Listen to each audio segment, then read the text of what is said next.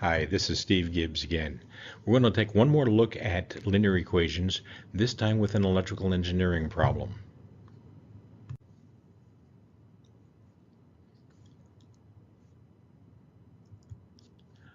As we've already discussed, you know how to solve linear equations.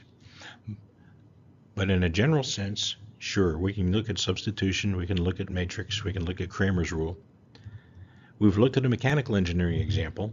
Now, finally, let's look at an electrical engineering. Okay, here's the electrical engineering problem we're going to solve. It's made up of 3 resistors, 2 power supplies. Notice one of them's in with the positive side up, the other one's in with the positive side down, and a ground reference merely to give us a measuring point. But if you're not an electrical engineer, don't panic. This is not going to be a circuit that drives you crazy or is impossible to understand. Our challenge in this circuit, though, is let's find out what currents are flowing through each resistor as a result of these 2 power supplies. So we're going to divide this circuit into 2 loops. Loop 1 for current 1 and loop 2 for current 2. So now we have the basis for writing equations to solve the problem in 2 unknowns. For those who don't have an electronics background, there are a couple fundamentals that I want to cover very quickly. The first is called Kirchhoff's voltage law. And what that tells us is that the sum of the voltage drops around a closed loop is 0. We'll show you what that means in just a moment. The second is Ohm's law, which says that volts equals amps times the resistance. Well, let me put that into slightly different words. Volts is the pressure on the system, the forcing function. Amps are the number of electrons, and that becomes the flow forced by the pressure, and resistance is obviously what's preventing it from flowing. So we put pressure, say, in a different world into a water line, and the quantity of water depends on how much pressure is behind it and how much resistance there is in the pipe through which it's flowing. Well, the same thing's true of electrons. And volts, we use the symbol E. Amps, we use the symbol I. And resistors, we use the symbol R. As we look at a very simplified circuit made up only of 3 components, a resistor, our power supply, and our reference ground. For the most part, we're going to ignore the reference ground. We're interested in the current flow in the circuit. But let's look at what that leads to. We're going to define current as coming out of the positive terminal of the battery. That'll be the positive direction, and I'm using the letter I to designate current. As this current comes out of the positive terminal of the battery, it flows and creates a voltage across a resistor, develops a voltage across a resistor that goes plus to minus, going positive to negative. And we call this conventional current flow. There is another definition out there. We're not going to worry about it. We'll use conventional current flow, which says we're coming out of the positive terminal of the power supply. We're going from positive to negative across a resistor, and that's the direction the electrons are flowing. So we would flow from battery plus around the loop to battery minus, and the current flow through a device is also plus to minus. Again, let's stick with the simple circuit for just a moment, and let's look at some parameters, measurements we can take on this circuit, calculations we can make on this circuit. First, using Ohm's law. Ohm's law told us that E is equal to I times R. The voltage is equal to the current times the resistance. Well, if this current is flowing through the device, then the voltage across the device from plus to minus is going to be the current I flowing through times the resistance of that resistor. The second piece, Kirchhoff's voltage law, tells us that when we sum all of the voltage drops around the loop, and this is a closed loop, the sum is going to be equal to 0.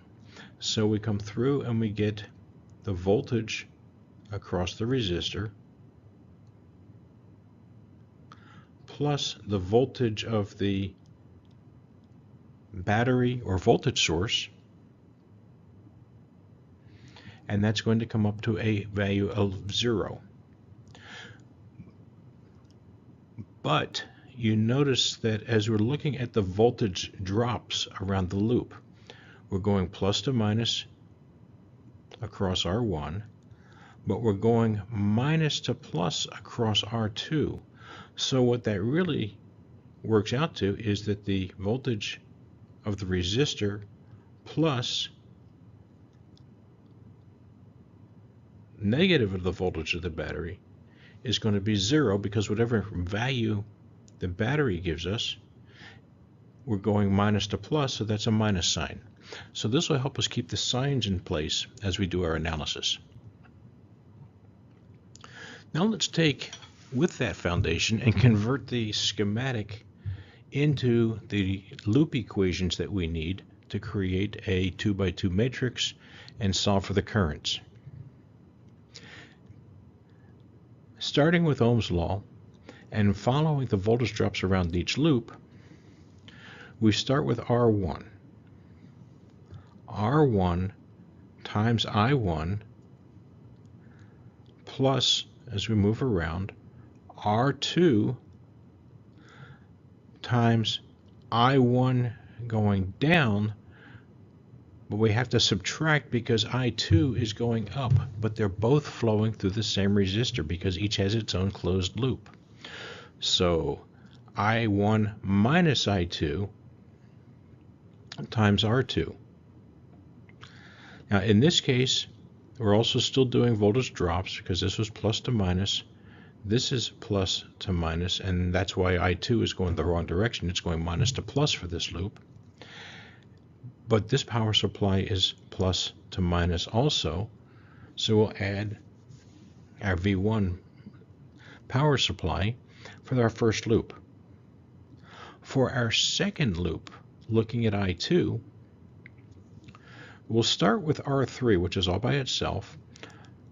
R3, I2, and using the current flow, we're going to set a plus to minus of I2 times R3.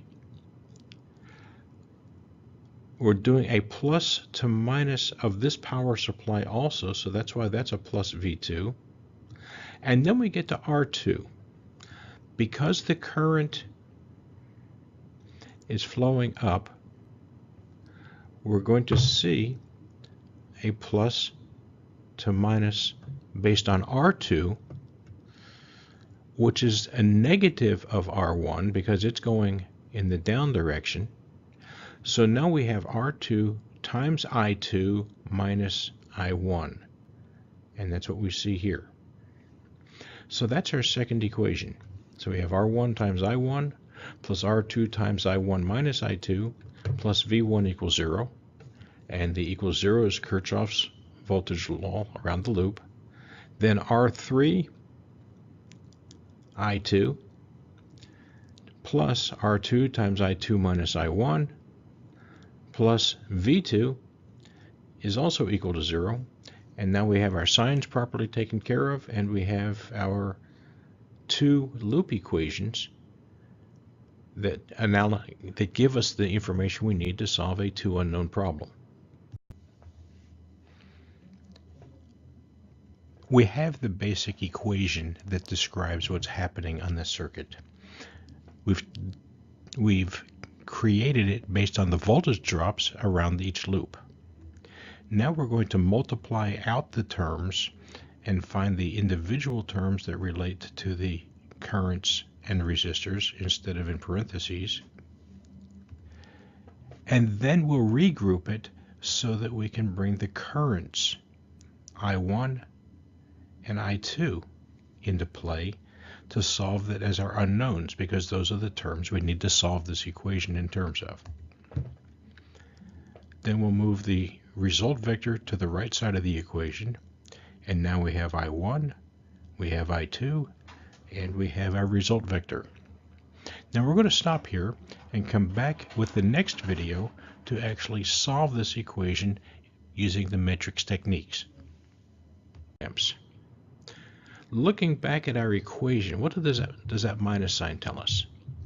That minus sign tells us that we made an assumption and that the assumption was wrong, but the equation works, so don't misunderstand that. We put the arrowhead so that each of these was in a clockwise direction. The minus signs here tell us that the actual current flow is in the counterclockwise direction, so that in the first loop I1 is going to be 0.01 amps going down, and in the second, again, because of the negative, we're going to have 0.02 amps in the up direction through R3.